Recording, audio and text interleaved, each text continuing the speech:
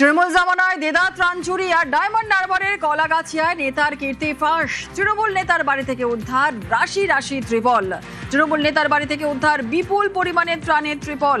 চাঞ্চল্য ডায়মন্ড হারবারে, আরো বিস্তারিত জানাবে আনিসউদ্দিন রয়েছে। আনিসউদ্দিন, তৃণমূল নেতার বাড়ি থেকে উদ্ধার বিপুল পরিমাণে ত্রাণের ত্রিপল, কি জানা যাচ্ছে? একেবারে সেই ছবিটাই দেখা গেল ডায়মন্ড হারবার বিধানসভার কলাগাছিয়া গ্রামে, যেখানে এলাকার তৃণমূল নেতা রাজু বাগ এবং বিজু বাগ বন্ধ থাকা বিল্ডিং এর ভেতর থেকে এই বিপুল পরিমাণে ত্রাণ উদ্ধার করা হয়েছে।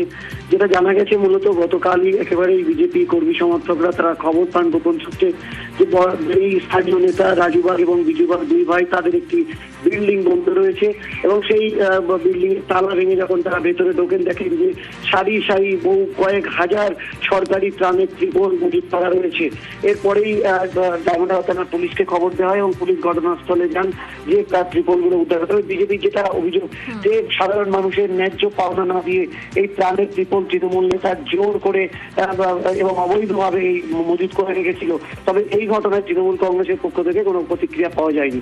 বেশ, ধন্যবাদ।